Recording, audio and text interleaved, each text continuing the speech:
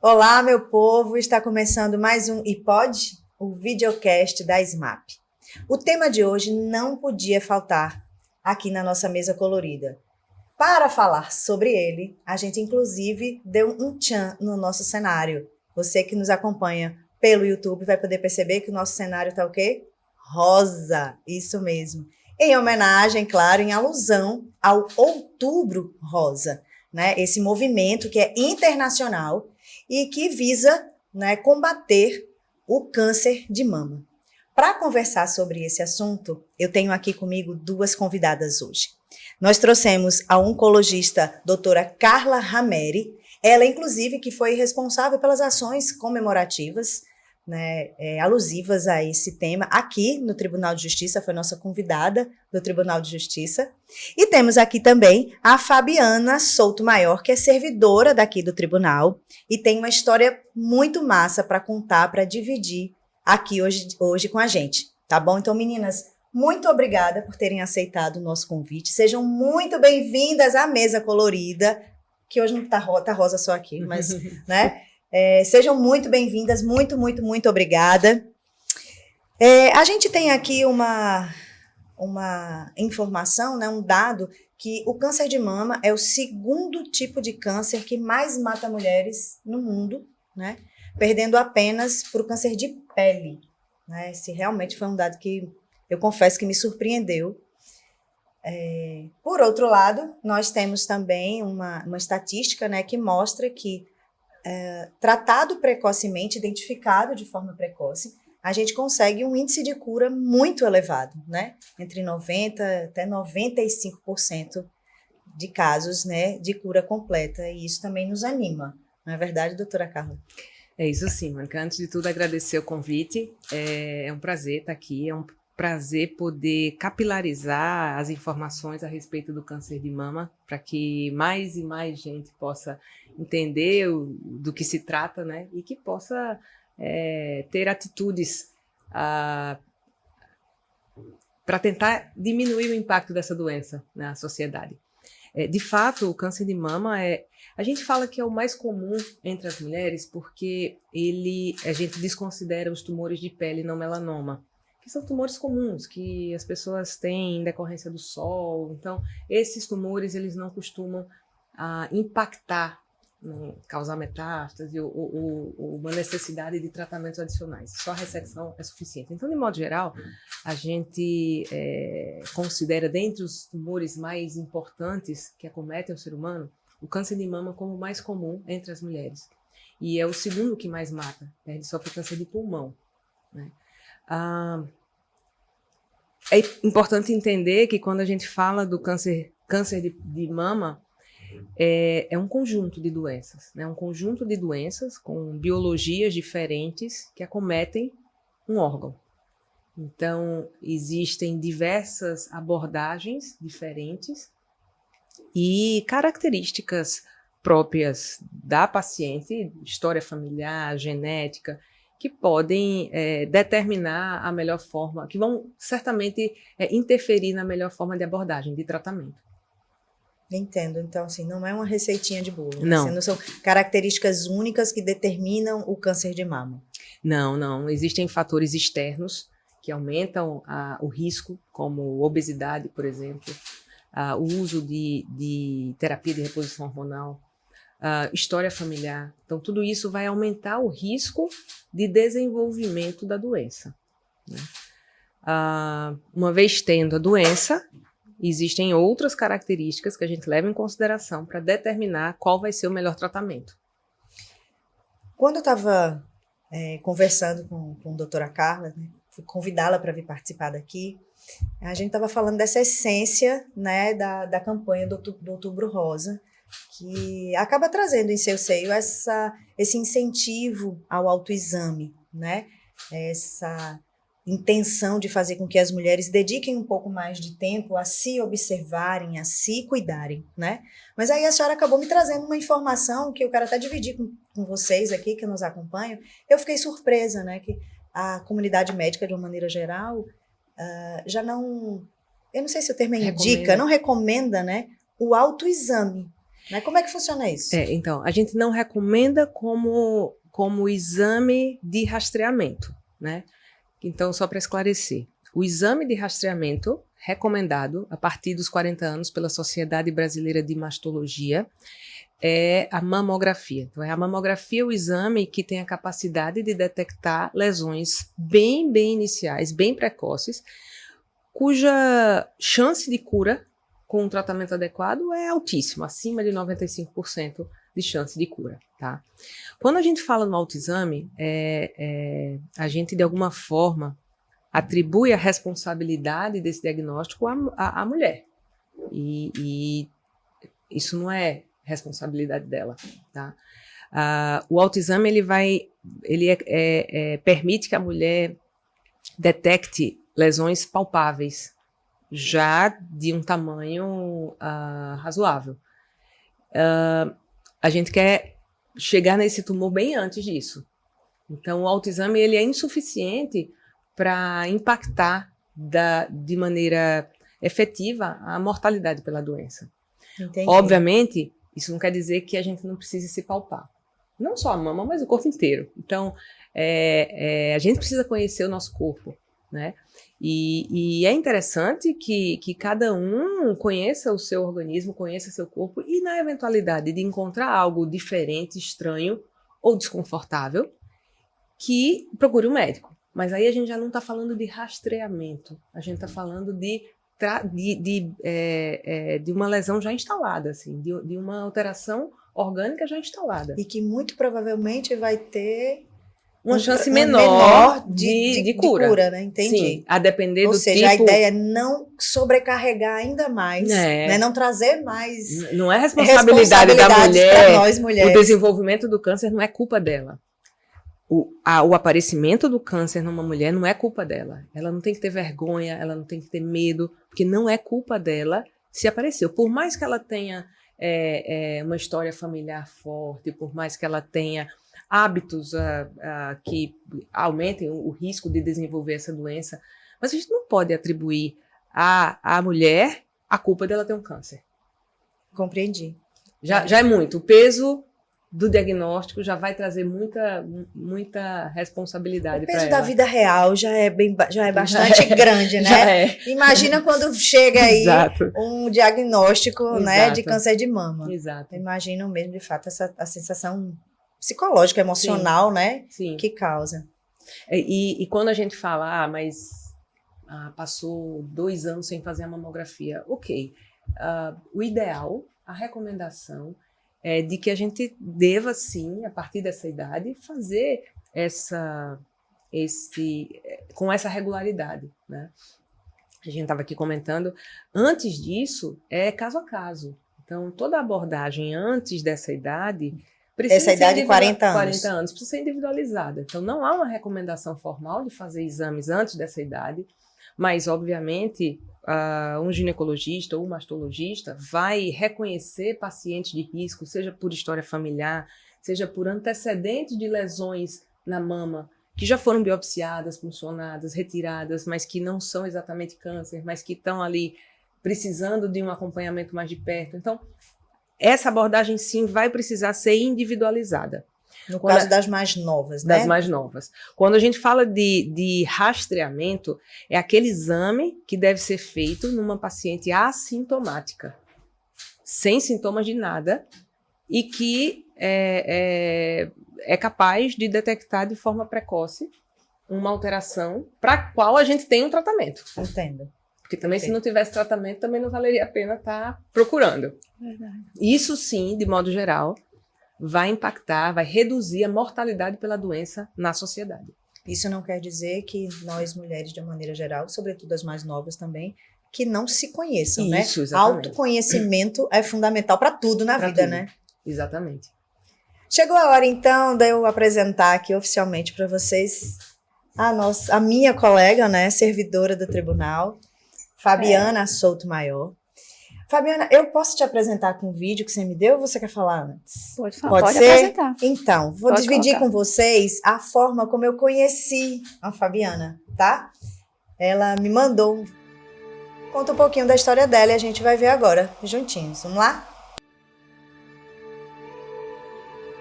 Eu sou Fabiana Lemos e tive câncer de mama aos 42 anos.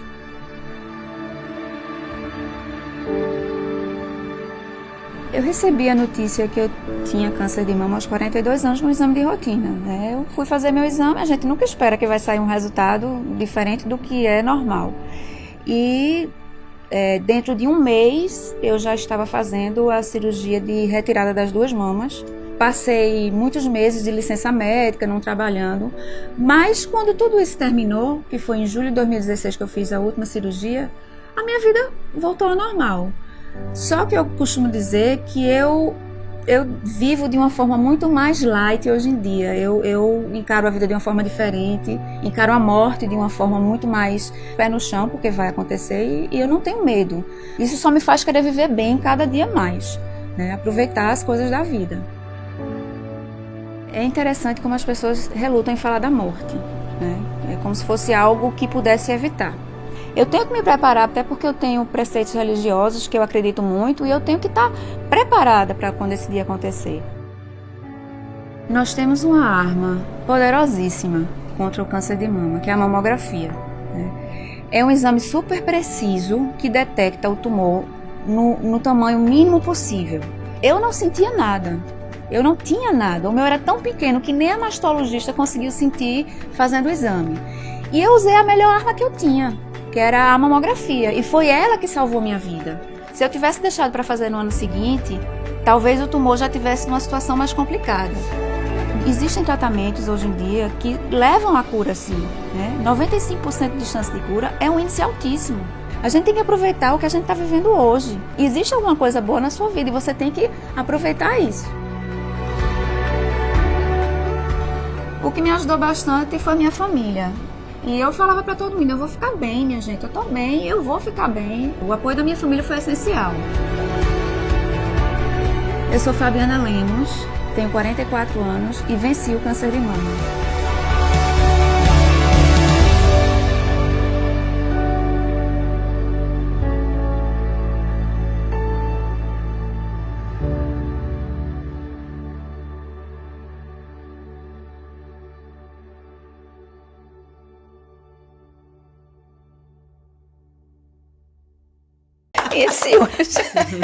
Eu não sei vocês aí, mas eu tô aqui de olhos marejados, apesar de já ter assistido ao vídeo uma vez. E fico aqui me perguntando, sabe, Fabiana? Como é ver esse vídeo de novo? Como é se reconhecer aí? Você é uma mulher linda, né? Plena, saudável. Graças Né? a Deus. Animada para a vida. Inclusive, eu vou deixar a dica para vocês aqui. Sigam Fabiana no Instagram, que Pronto. é sensacional, tá? @fabiana.maior. Decorei. Vale a pena, tá? Fica a dica da tia Mônica aí para vocês. Mas, voltando ao assunto, Fabiana, como é olhar para esse vídeo? Como é contar mais uma vez essa história? É engraçado que às vezes parece até que não aconteceu. Porque se antes de eu ter tido câncer, eu soubesse que ia ter, eu nunca acharia que eu ia reagir dessa forma, né? Mas eu penso que isso aconteceu na minha vida por um motivo. Eu acho que tudo tem um lado bom, até mesmo uma doença como um câncer, né? Para mim, eu entendi muitas coisas da vida que a gente precisa valorizar, né? Não se preocupar com tantas coisas simples. A importância de você cuidar de si mesma, porque isso foi uma coisa que eu sempre tive, de médico eu tinha que ir, né? Às vezes até a pessoa diz assim, mas quem procura acha. E tem gente que diz assim, só fica doente quem vai pro médico. Mas você tem que achar mesmo, você tem que achar cedo, porque se você não achar cedo, um dia você vai achar. Ou talvez a doença já lhe ache de um jeito que não dê para fazer mais nada. Ela que te acha. Né? Ela que te acha, Né? O fato de você não ir procurar e não achar, não significa que ela vai embora a doença, ela vai ficar lá. E eu costumo adjetivar o câncer como uma doença muito traiçoeira, né? Que ela fica ali em silêncio e quando ela vem surgir, às vezes já tá, o tempo já está quase que esgotado, né? Eu tive um pai que morreu de câncer de pâncreas, minha tia morreu de câncer de pulmão, a minha avó de câncer de mama, então eu não sei se era um medo embutido nesse histórico familiar que eu tinha, né? E eu olho para o vídeo e eu fico assim, sempre na esperança de que as pessoas que assistam comecem a agir também assim. Porque eu não sei você, mas eu conheço inúmeras pessoas que inclusive têm plano de saúde e não vão atrás, não se cuidam, né? Às vezes é por medo, às vezes é por achar que não vai acontecer comigo, né? E eu me sinto na responsabilidade, sempre que eu vejo o vídeo, eu lembro a mim mesma, a minha responsabilidade de mostrar o que eu passei e que eu tô bem, e que deu tudo certo. E que é possível, né, para muito mais gente. Existe cura sim para um câncer de mama, você precisa somente fazer a sua parte, que eu descobri cedo. E é um médico, se você não gostou daquele médico, vai para outro, né? Fazer o que você puder fazer para se ajudar. Eu me sinto com essa responsabilidade. Tanto é que quando ligam para mim, eu vou fazer palestra, eu vou para onde for, o dia, a hora que for, porque é diferente você ouvir um médico falando de uma pessoa que não é da área de saúde, passou por isso e está mostrando a você que tem como você salvar a sua vida, se cuidar, né? Sem entender nada de medicina, que é o meu caso. Eu acho que é importante também ver a situação de uma paciente que passou por isso e que está bem hoje, porque se cuidou. E foi um tratamento, digo, eu que estou de fora, né? Para mim foi relativamente rápido. Foi. Né? O processo acaba sendo rápido. Foi. Claro que durante o tratamento, deve ter aí uma série de outros fatores emocionais, né? Fica claro aí o apoio que você teve da sua família, né? Do seu marido, dos filhos, né? Como é que a família recebe essa notícia também? Porque não é uma notícia só para o paciente. A notícia também, ela é bombástica para quem está ali, ao redor, né? E engraçado que eu que dava a notícia, eu tinha muitas vezes que consolar as pessoas. Porque é engraçado, quando você diz assim, não, porque eu tô com câncer de mama, você vê no olhar da pessoa aquela coisa, vai morrer. E eu tinha que dizer, minha gente, calma. Vai morrer e como é que eu vou ficar sem ela? Tem isso, né? Uhum. Vamos. Minha gente, vai dar tudo certo. Eu dizia isso, mas era uma coisa que realmente eu acreditava nisso. Não é que eu achasse assim, eu sou a melhor, vai dar tudo certo comigo. Eu pensava assim, eu vou fazer o que existir, o que a medicina oferecer para mim, eu vou fazer. E se por um acaso for a minha vez de ir, eu vou tranquila, porque eu sei que eu vou lutar até onde me for. Mais uma vez eu fiz minha parte, né? Fiz minha parte. Eu acho que importante é isso, assim, a tranquilidade que eu tive, eu sou uma pessoa muito religiosa, então, assim, eu não achava que eu tinha tanta fé em Deus até então. Eu sempre acreditei em Deus, sempre tive minha religião, mas no momento que eu recebi aquele diagnóstico, assim, sabe o que é você passar, assim, por uma situação de paz, de tranquilidade? Não pode ser uma coisa normal, tem que ter algo divino. Como se eu tivesse sido confortada de que a caminhada vai ser essa, mas eu vou estar por aqui, vou estar ali levando, né? E quando eu recebi o diagnóstico, a primeira coisa que eu acho que a mulher pensa é nos filhos, né? Então, eu fui fazer um exame de rotina e o médico, sem eu perguntar nada, disse assim, veja, você vai fazer uma ultrassonografia, geralmente o médico não diz nada. Até se você perguntar, e aí? Leve para o seu médico, né? Ele não diz nada, não se mete. Em geral, ele não se mete no paciente do outro médico, a questão ética, né? Eu não perguntei nada a este médico. Eu acho que isso foi muito importante para mim também, a situação que esse médico me colocou, o que fez a outra. Eu não perguntei nada a ele. E ele disse a seguinte frase, eu estou vendo uma imagem que eu não estou gostando. Veja bem, naquele momento, sabe aquela coisa, deu aquele impacto assim, lascada. Tem alguma coisa, mas tem mesmo, porque eu não perguntei, ele está dizendo isso. Aí eu fiquei calada, ele disse, o resultado sai quando? Aí dá um papelzinho, né? Eu disse, isso era dia 4 de janeiro de 2016. Eu sou péssima com datas, mas eu não esqueço essas datas. Eu disse, está aqui escrito dia 7. Ele olhou para mim e disse, não, a senhora vai aguardar o resultado na recepção. Eu vou lhe dar hoje, e a senhora vai hoje para a mastologista. Eu digo, pronto, morri. Para algumas pessoas, talvez isso tivesse sido muito ruim. Mas para mim, foi bom. Eu sabia que eu tinha um problema muito sério, mas eu sabia que a rapidez iria favorecer, né? Exatamente, em favor da minha pessoa.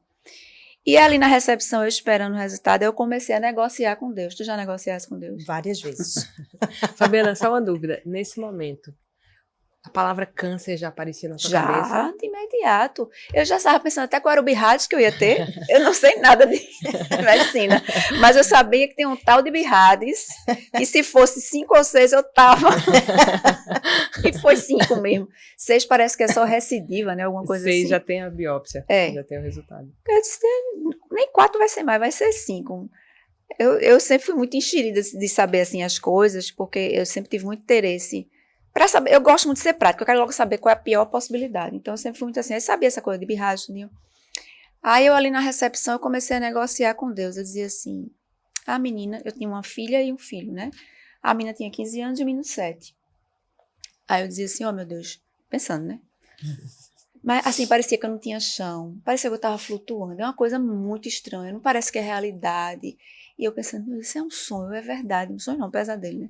Aí eu dizia assim, a menina tem 15 anos. 15 anos a gente já ensinou um bocado de coisa, né? Eu já tive tempo para ensinar ela muita coisa, já dá para ela caminhar sozinha. Agora com 7 anos, ainda tem tanta coisa que eu quero ensinar ele. Vamos fazer o seguinte, deixa eu viver até ele fazer 10 anos. Quando ele fizer 10 anos eu posso morrer. Né? Porque aí eu já ensinei mais um bocadinho, já vou preparando o pai, não sei o quê. E ali naquele devaneio, aquela coisa maluca, eu pareço, o que é que eu tô fazendo? Quem sou eu na fila do pão para estar aqui negociando com ele? Viver um tempinho mais. Aí, as coisas como são engraçadas. Eu tenho uma amiga de infância mesmo, de colégio, Fabiana também é o nome dela, mora no Piauí, que é médica, é obstetra, ginecologista. E eu tinha mandado mensagem de Natal para ela, ela não tinha ainda me respondido. Tu acredita que nesse momento ela chegou o WhatsApp dela? Fabi, olha, meu Feliz Natal atrasado, não sei o quê, não sei o quê, não sei o quê. Aí eu, Fabiana. É contigo mesmo. Já que só tem tu, vai tu mesmo. Enquanto eu espero, enquanto eu tô aqui desocupada, negociando com Deus, o meu uma negociação com gente daqui desse mundo mesmo. Aí eu falei, Fabiana, rapidamente, assim, ó, eu quero que você vai agir nesse momento como médica, não é como minha amiga, não. Me diga praticamente, assim, o que é que elas, quando sair o resultado, me manda uma foto. Aí tava lá o BIRAD 5, né? E já tinha lá todos os paranauês, espicular, formato espicular, porque o câncer, ele não é redondinho, não, ele tem um formato de estrela, assim, ele é espicular. Olha só como tá entendida. Espicular. Aí que eu mandei para ela, ela disse, Fabi, vai rápido pro médico, porque realmente é complicado. E aí foi assim, eu fui pro trabalho normalmente, trabalhar normalmente. Eu tenho essa coisa assim, de quando o problema é muito sério, ao invés de eu reagir, eu fico meio que, sabe... Anestesiada. E não contou pra ninguém, Fabi, nesse momento? Pra ninguém, nem pro meu marido. Isso foi dia 4. Aí eu cheguei no trabalho, já estava até atrasada no trabalho, mas aí eu nem me preocupei mais com questão de estar atrasada. E aí eu fui ver qual era o mastologista que eu iria, porque eu não tinha mastologista, eu tinha ginecologista, que é quem pediu, né, o exame. Mas como o médico disse, vá para uma mastologista, eu pensei, realmente tem que ser uma mastologista, né? Porque se eu for para ginecologista, vai indicar. Quem é que eu vou? Quem é que eu vou? Aí as coisas da vida. Eu tinha ido para uma festa de Natal, me sentado numa mesa assim, e como tinha algumas cadeiras vagas, sentou uma senhora do meu lado. Posso sentar aqui? Pode. Esta mulher começou a falar no meu juízo, não porque eu já tive câncer de mama, não sei o quê, não sei o quê. E eu, olha, me operei com a doutora fulana, e deu tudo certo, não sei o quê. Naquela hora, eu disse, por isso que aquela mulher sentou do meu lado. Deixa eu me lembrar por aqui do papo com ela. Por isso que aquela mulher sentou do meu lado. Como é que eu vou encontrar aquela mulher? A festa era de fulano. Fulano, tu conhece aquela pessoa assim? Enfim, fiz uma investigação. Olha isso. Descobri quem era Flávia, o nome da senhora que sentou, era Flávia. Ele me deu o contato de Flávia, eu entrei em contato com Flávia. Flávia, assim, quem foi tomar sua doutora Isabel Cristina? Aí eu disse, vou marcar, ligo para a doutora Isabel, para o consultório da doutora Isabel. Isso era dia 4. Só tem consulta para o mês que vem, em fevereiro. Eu disse, minha senhora, a senhora não está entendendo. Digamos que é um pouco tipo urgente. A senhora não está entendendo. Tem consulta amanhã? Olha, é o seguinte, assim, eu preciso que ela me veja rápido. Ligue daqui a meia hora. Quando eu liguei, ela conseguiu para 2 dias depois, dia 6. Agora, sem encaixe. Pronto, essa palavra, o tal do encaixe, né? Foi aí que quando eu cheguei no dia do encaixe, cheguei às 3 da tarde e fui atendida às 11 da noite. Né? E aí foi quando eu estava sozinha e meu marido tinha dito, você vai, vou lhe buscar depois. Eu começo às 3 horas, umas 5 horas você vai me buscar. Pra gente ir pro cinema, não sei o quê. Que cinema, que nada. E ele ligava, que médica é essa? Recife é o 2º maior polo médico do Brasil e você não é médica. Não sei quantas horas essa, vai para outras. Menino, depois eu explico. Enfim, aí fui para a médica, ela me falou de toda a situação, né, pediu uma série de exames, que eu tinha que correr com isso, porque senão essa mamografia já não ia valer mais, né, a questão de tempo. uma série de exames com médicos específicos, não sei o que. Aí quando ele foi me buscar, que eu entrei no carro, e que médica, não sei o que. Essa é uma mastologista. Isso é médica de quê? Aí eu olhei para ele olhou para mim, ele entendeu. Aí foi os dois mudos calados para casa, assim, pensando em como seria, né? Aí começou como é que eu posso dizer, a corrida atrás desses exames, que é uma série de exames que você tem que fazer. E aí, viajei ainda com a família sem ninguém saber. Eu só vou avisar quando estiver perto. E a minha cirurgia foi 16 de fevereiro, foi logo depois do carnaval. Quando terminou o carnaval, que todo mundo estava calmo, eu fui avisar todo mundo. Eu quero avisar antes, né? Ia adiantar, não ia resolver, o pessoal ia se preocupar, talvez me deixar até mais. Me ansiosa, perguntaram né? também assim, você não quer ouvir um segundo diagnóstico, não? Veja bem, eu acho interessante a pessoa ouvir um segundo diagnóstico, mas eu me identifiquei com a médica, né? Isso foi, eu dei sorte nesse aspecto. E eu pensei assim, eu já estou tão sintonizada com ela, gostei tanto dela. Se eu for para uma outra médica e ela pensar um pouquinho diferente em relação ao tratamento, e aí, como é que eu vou decidir? Vou ter que ir para terceira? Se eu não tivesse gostado, mas eu sintonizei muito tranquilo com ela, e aí, disse, não, vai ser isso mesmo. E retirei as 2 mamas, inclusive uma estava saudável, mas eu retirei. Então foi por opção. Por opção minha. Você escolheu. Escolhi. Algumas pessoas criticam, outras não, mas eu acho que cada pessoa tem sua mente, é uma opção, né? Assim, você sabe que a tem o Angelina seu Jolie jeito, né, retirou as mamas sem nem ter, mas ela fez um exame genético antes disso e me parece que deu 87% de possibilidade dela ter um câncer de mama, porque ela tem uma história familiar bem complicada. E aí ela retirou as 2 mamas saudáveis, mas assim, foi até criticada. Eu acho que cada pessoa, né, que... No caso da Angelina Jolie, ela tem uma alteração genética, uma mutação em BRCA. Esse nomezinho aí. E essa é uma situação bem documentada, né? Bem específica. Você falou aí de algumas familiares que tiveram câncer, né? E, de fato, isso a gente leva muito em consideração até nessa abordagem em recomendar uma avaliação oncogenética, né? Existem hoje exames onde a gente faz na saliva ou no sangue painéis genéticos, e esses painéis, eles uma vez que eles vão avaliar diversos genes e procurar alterações que possam ser hereditários, quer dizer, o câncer, ele é uma doença genética, tá? Porque, na essência, o câncer, ele nasce a partir de alterações no DNA de uma célula, mas, na maioria das vezes, ele não é hereditário, é uma alteração que aparece ao longo da vida do indivíduo. Mas existem alterações germinativas, alterações genéticas que são hereditárias, que vai passando de pai para o filho, de geração para geração. E algumas dessas alterações agregam um maior risco de desenvolvimento de câncer. O BRCA, são 2, 1 e 2, ela é a principal alteração genética relacionada ao câncer de mama, mas também a câncer de ovário, a câncer de próstata, a câncer de pâncreas. Então, alterações nesses genes, a gente hoje já tem diretrizes claras para, por exemplo, fazer a mastectomia bilateral. Eu ia perguntar exatamente isso. Para retirar ovário. Então, existem abordagens bem esclarecidas, bem delineadas nessa situação. Nos casos onde a gente tem mutações de outros genes, não necessariamente BRCA, você pode ter riscos de desenvolvimento de tumores maior ou menor, dependendo do tipo de tumor e do tipo de gene, né? E que nem sempre existe uma recomendação bem definida de mastectomia bilateral ou de qualquer outra cirurgia. Então, as recomendações, de modo geral, são recomendações de exames, rastreios. Então, situações como aprofundar essa, a investigação. a gente Ficar pode fazer né? exames, não só mamografia, às vezes a gente precisa fazer ressonância de mama em vez de mamografia, porque é um método mais sensível. Então, existem situações, dependendo do tipo de tumor, você precisa fazer endoscopia, colonoscopia com mais frequência em pacientes mais jovens, né? Mas essa é uma abordagem que já é mais individualizada. Entendo. Fabiana estava falando aqui, né, do tempo que ela levou, né, esperando lá para ser atendida, e eu fiquei aqui imaginando os processos para você dar a notícia a alguém, né? Como é isso no consultório? Porque a gente vê aqui Fabiana muito bem resolvida, né, com um jeito muito peculiar de tratar tanto a questão da família, a dela mesmo, né? Se agarrar na fé, e eu tenho certeza, e eu tô tranquila, eu vou fazer Mas nem o todo que mundo tiver é que fazer. assim. Mas nem todo mundo é assim, né?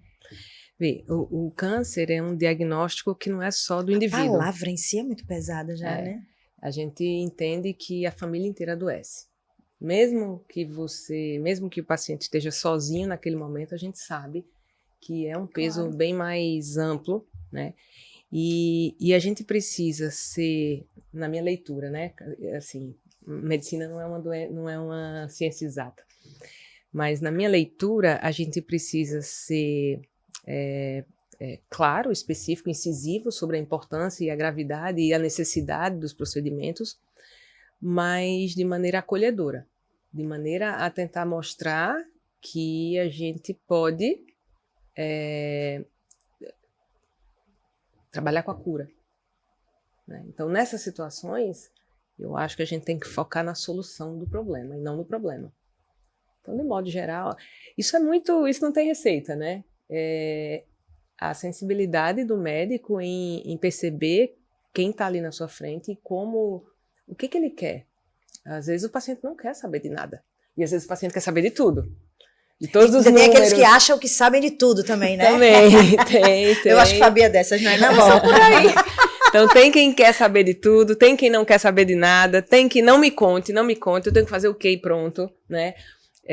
Tem quem quer saber números, qual é a chance de cura, qual é a chance disso, qual é a chance daquilo. Então isso é muito variável. E eu acho que o desafio do oncologista primeiro, o desafio técnico, porque oncologia é uma especialidade que ela anda a passos largos em termos de inovações. Então, nesse momento está acontecendo em Madrid, na Espanha, um congresso europeu, e começou hoje de manhã eu já recebi uma série de informações de estudos novos que provavelmente vão impactar na nossa conduta na segunda-feira, né? Então, o tempo todo a gente tem que estar se atualizando, Mas mais que isso, eu falo que prescrever um tratamento em oncologia é a parte fácil. A parte difícil é a gente entender qual é a perspectiva do paciente, assim. O que ele quer? Ele quer cura, eu sei.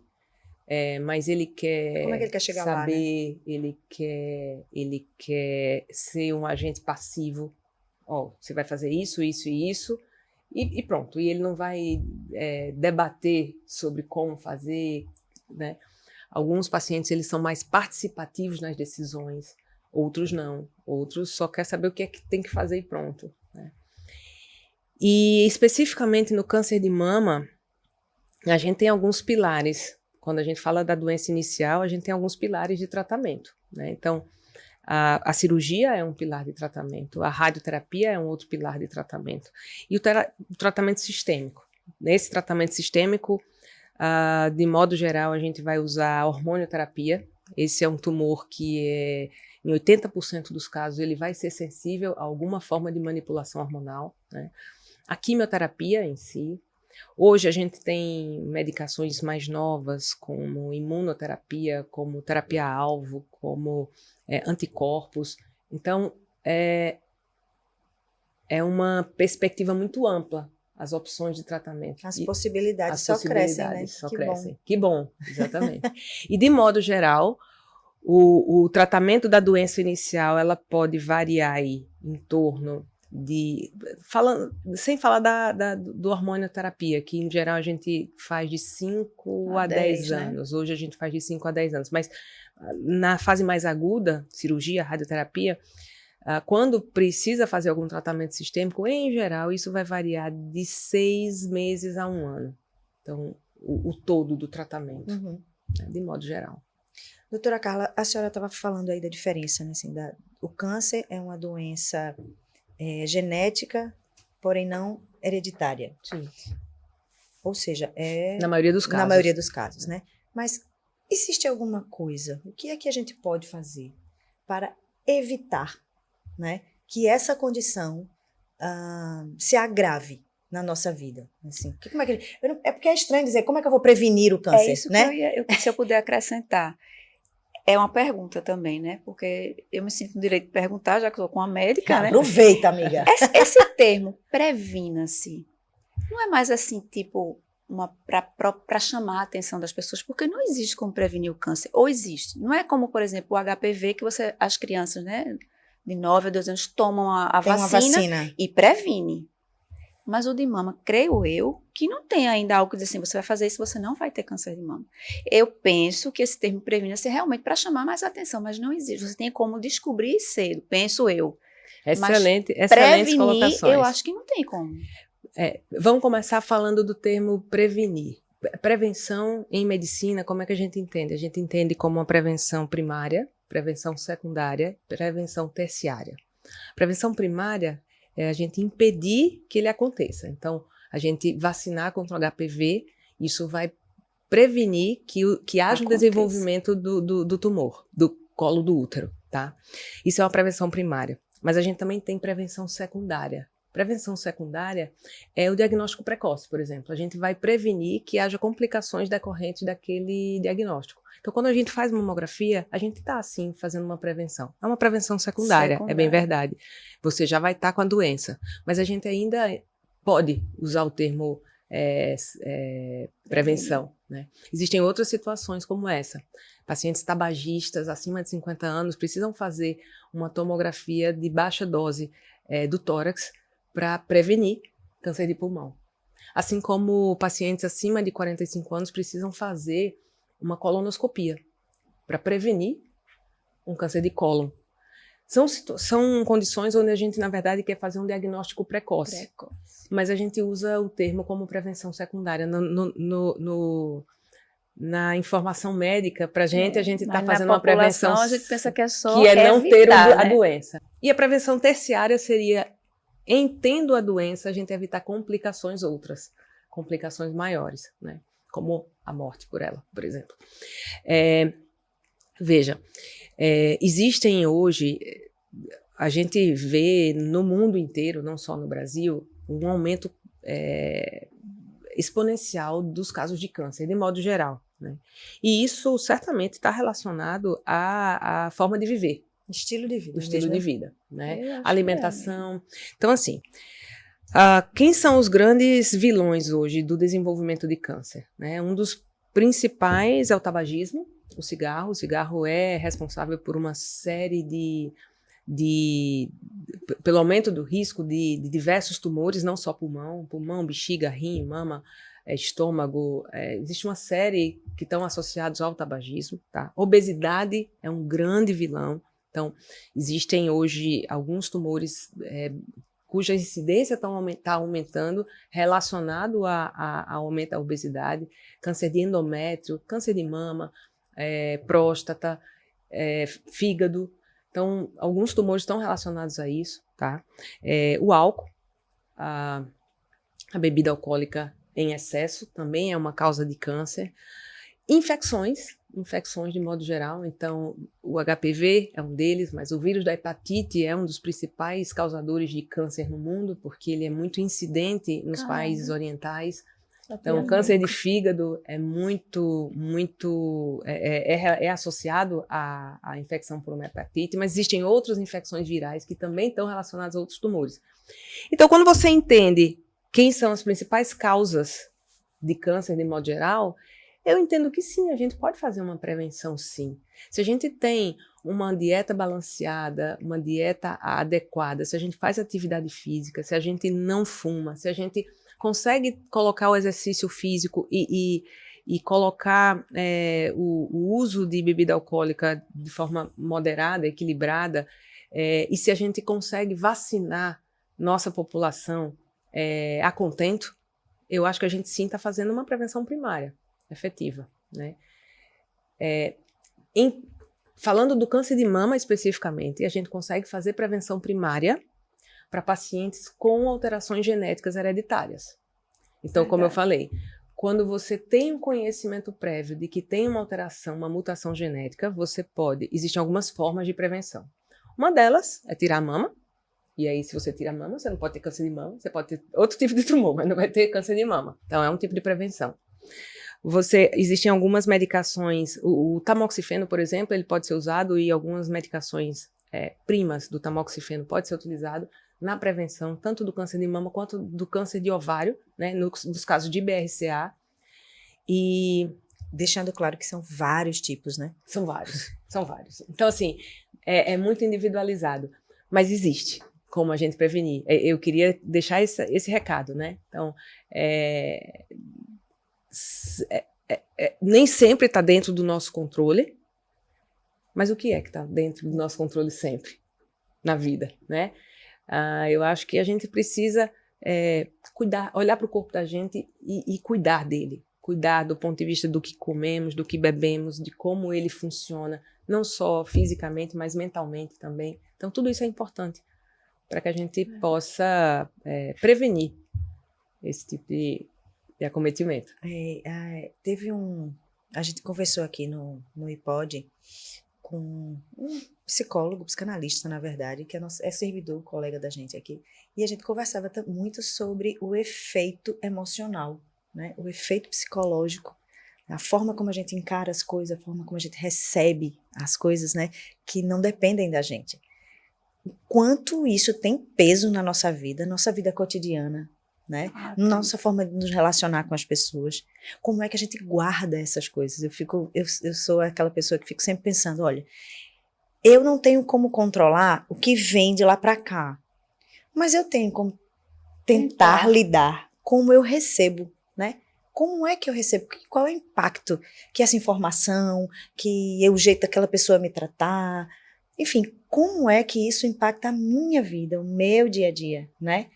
E como é que eu, consequentemente, impacto a vida de quem está perto de mim. E esse ciclo, né, que fica se repetindo.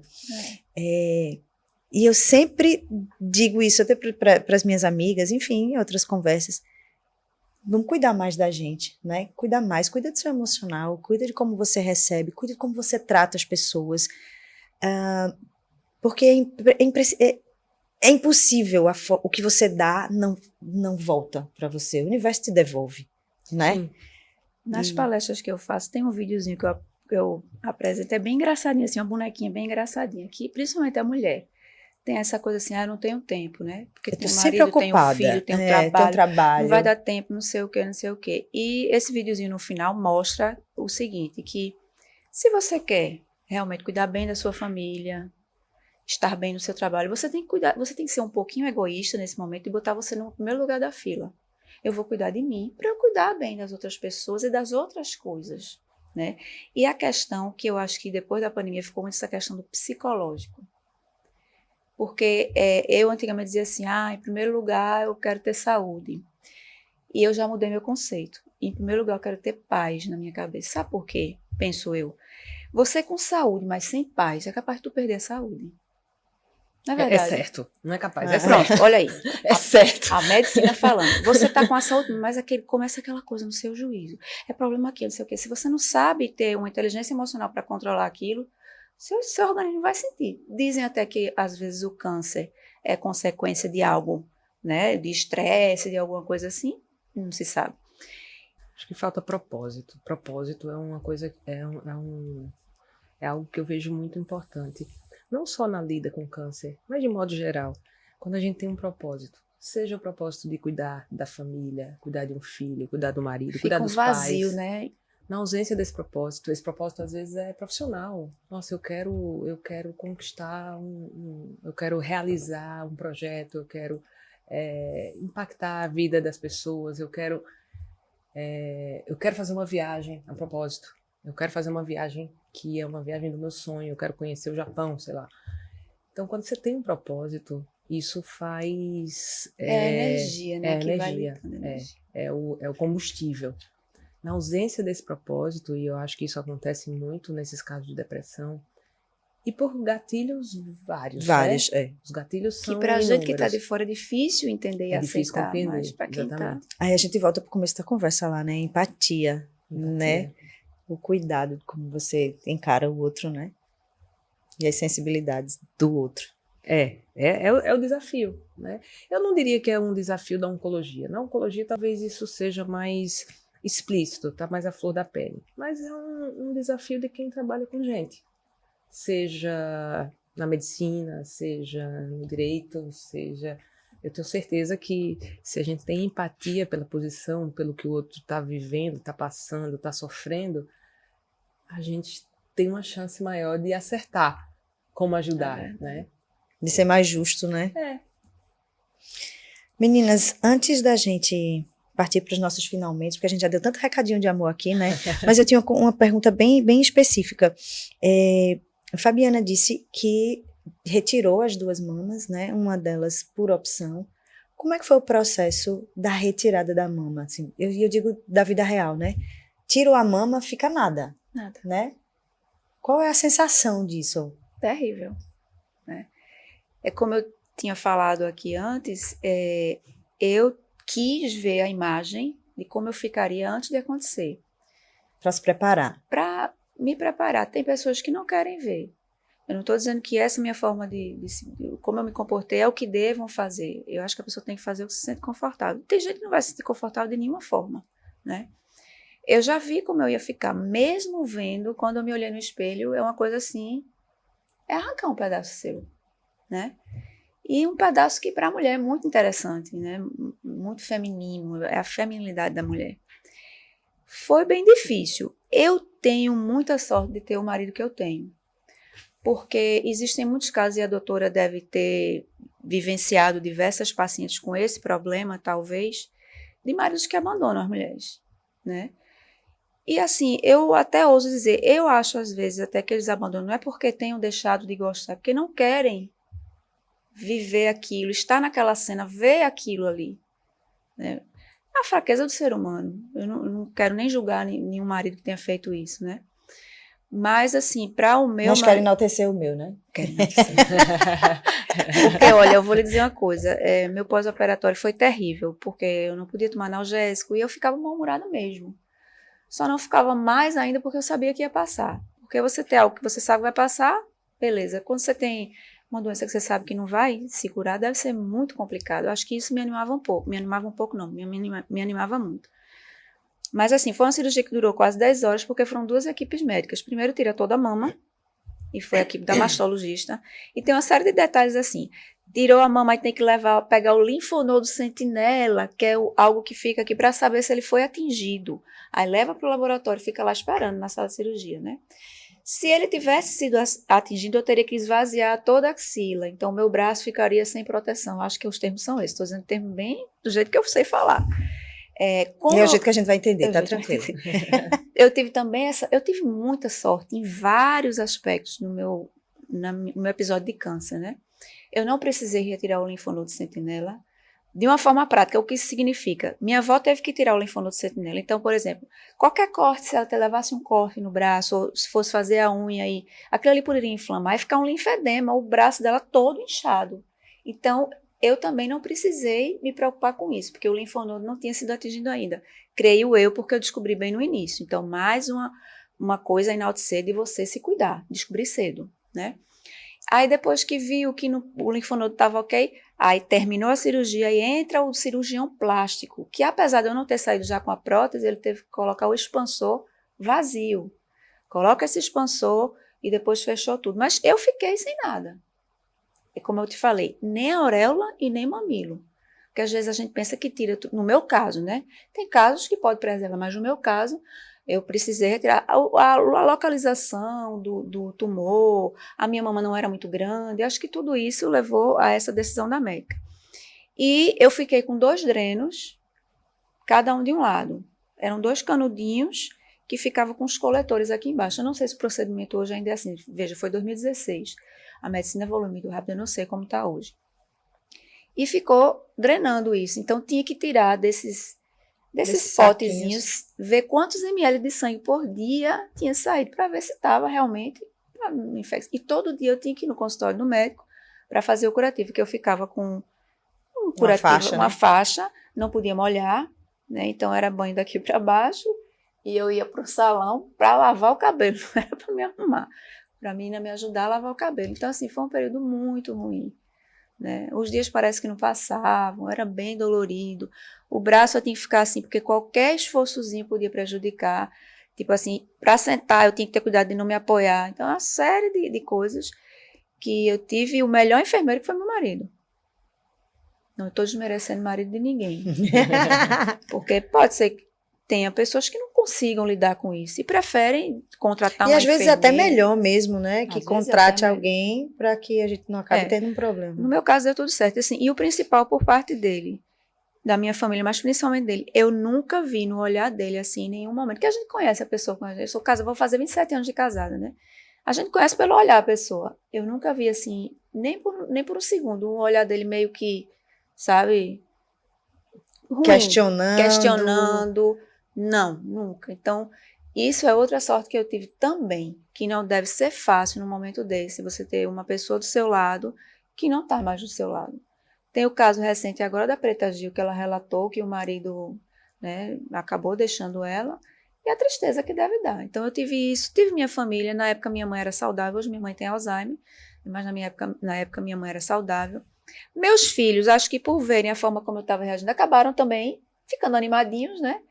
E Foram bem positivos, foram né? bem positivos, porque acho que me viam também, e vi o pai também muito positivo, né? Assim, eu não chorei, só teve 2 momentos que eu chorei, quando eu recebi a notícia do câncer. Quando eu recebi, não, depois que eu tive o câncer. Na hora que eu fui dar a notícia à minha filha. Porque minha filha, hoje ela tem 23, na época ela tinha 15. Ela sempre foi muito reservada, né? Muito na dela, gosta de discutir sentimentos muito menos, né? A toda poderosa. Adolescente. Adolescente. Adolescente. É isso mesmo, A a mãe melhor sempre descrição da vida. 15 anos e adolescente. A mãe sempre tá errada, né? Não sei o que, não sei o que. Mas eu tive que, depois que definiu tudo, eu fui dar notícia a ela, que fazer cirurgia, e assim, você vê uma adolescente que não chora por nada. Você falando, e o olhinho dela enchendo d'água, né? O olhinho assim, enchendo d'água. Aí eu abracei ela, filha, vai dar tudo certo, eu vou ficar bem. Aí ela só fez dizer, eu estava desconfiada de alguma coisa, porque eu estava vendo muitos exames no carro, aqueles exames enormes, né? Que Os envelopes, carro né? cheio Dessas de imagens. exame, e o tempo todo médico, médico, médico. Já o menor não, o menor ficou naquela coisa, mamãe vai se fazer cirurgia, aí eu fiz no português, tem uma pizza lá que ele gosta, aí foi comer a pizza com o pai, não sei o quê. E aí a coisa foi. Depois de fevereiro, eu fiz a outra cirurgia em julho, que foi quando eu troquei o expansor pela prótese. Depois eu fiz uma terceira mais simples, que foi só uma simetria, porque ficou uma mão um pouquinho diferente da outra. Cheguei a fazer a reconstrução da auréola e do mamilo, mas não deu muito certo. Acabou que achatou de novo, eu fiz a tatuagem. Não é tatuagem que chama, é micropigmentação, não sei o quê. Pronto. Mas. Você está devendo o segundo momento que você chorou. O segundo momento que eu chorei, na hora de entrar pro bloco cirúrgico, mulher. Porque, vê, tu ali deitada, toda vulnerável, sem roupa, né? Com aquela bata, que a pessoa já fica ali, né? Toda jogada. Todo mundo em volta de você chorando, era sogro, era minha mãe, minha tia, minha filha, a minha sobrinha, não sei o que. Eu disse, minha gente. Estão me velando já, né? Acabou, se meu mundo acabou, eu vou para 10 horas de cirurgia e não volto nunca mais. A anestesia vai me levar para o além, né? Aí eu fiquei fragilizada nesse momento, mas passou, né? Não foi. Passou e você está aqui, linda, literalmente, contando essa história. história. A história para dizer que quem for passar por isso, que eu espero que não passe, mas quem for passar, tem cura sim. Mas a medicina precisa da sua ajuda, que é o quê? Ir atrás do médico fazer os exames. O médico não vai lá na tua casa, venha, meu filho, fazer exame, né? E hoje a gente já consegue mesmo, assim, o exame, né? A mamografia, com muito mais facilidade, digamos assim, né? A gente já tem, inclusive no interior, em cidades menos... que tenham menos... cidades menores mesmo. A gente já tem, né? A gente tem mamografia itinerante. Tem né? até uma, esse mês está em vários... Eu até ia trazer isso na palestra que eu fiz na Escola Técnica Dom Bosco. A moça expôs lá os dias. Cada dia está num local e você chega lá e faz. Às vezes os horários não são muito convenientes, porque quem trabalha não tem como ir, mas aí, enfim, deu um jeito. E minha avó se tratou toda pelo SUS. O SUS, inclusive, aqui é uma pergunta, eu nem sei se a senhora sabe responder, mas ele já disponibiliza as próteses, né, nesses casos? Como é o tratamento essa não pelo é SUS? bem a minha área, eu não consigo dizer com grande precisão. Existem, sim, cirurgias...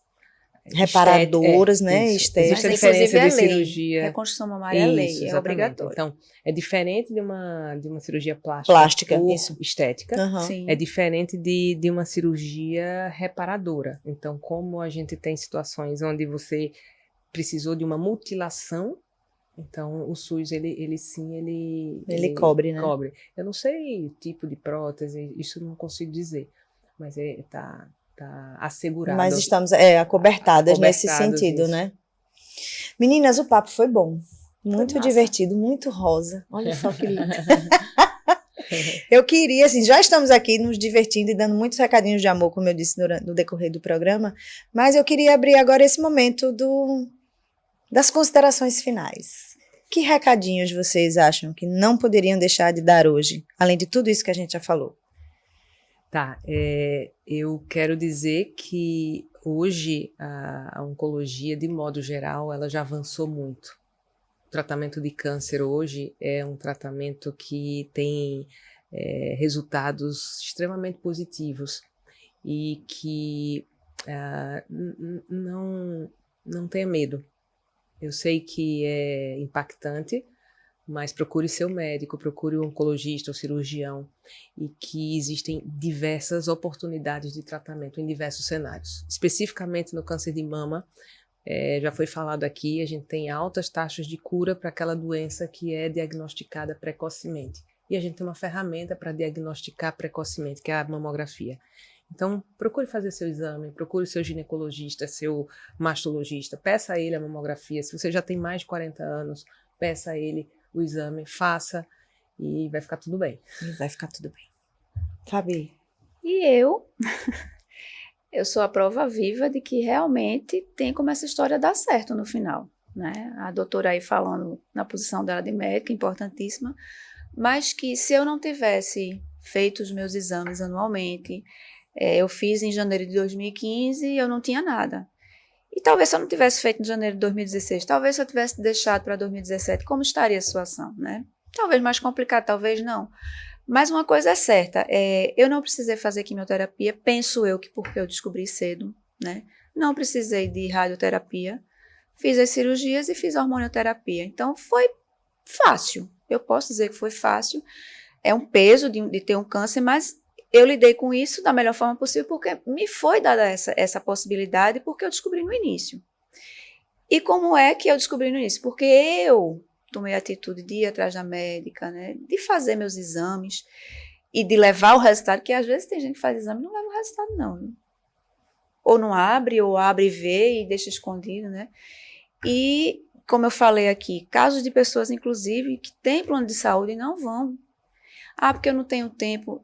A gente tem que se cuidar para poder ficar bem, para cuidar dos outros que a gente também quer cuidar, né? Então, eu sou a prova viva que fique aí a mensagem de que câncer tem cura, sim, eu sou um exemplo disso, e que a gente tem, não é aquela história de quem procura acha, a gente tem que achar para cuidar cedo disso, né? E a medicina evolui de uma forma galopante, né? A doutora já está falando aí de procedimentos que eu nem tinha conhecimento, porque além de eu não trabalhar com isso, não foi utilizado na minha época, e com menos de 10 anos, né? E é isso, gente, a gente tem que aproveitar essa arma que é a mamografia para descobrir alguma coisa ou ter certeza que não tem. E que está tudo bem. E que está tudo bem, né? A gente tem que se cuidar realmente. A coisa principal dessa campanha do Outubro Rosa é isso, a gente tem que se cuidar. Porque se a gente não for atrás disso, ninguém vai atrás da gente, o médico não vai atrás da gente. A gente precisa procurar isso para que eles nos ajudem, se for o caso. Perfeito. Fabiana, muito obrigada. Muito obrigada pela sua colaboração, muito obrigada pelo seu exemplo, obrigada por esse alto astral. Doutora Carla, muito obrigada também pela presença, pela disponibilidade, por essa tranquilidade que a senhora mesmo fala. Olhar para ela, olhar para ela e dizer assim, eu tenho certeza que vai dar tudo certo. Porque é uma segurança, uma plenitude. Muito, muito, muito grata mesmo a vocês duas. E para você aí que nos acompanha, se liga, mamografia é o segredo do sucesso. Vamos nos priorizar, na minha opinião, sobretudo para isso que serve esse movimento internacional, que é o Outubro Rosa. A gente precisa se cuidar, se priorizar. É preciso ter tempo, sim, para poder a gente ter saúde e continuar aqui tendo esse papo bom e útil, inclusive, aqui no iPod. Eu espero vocês na próxima semana. Tchau, tchau.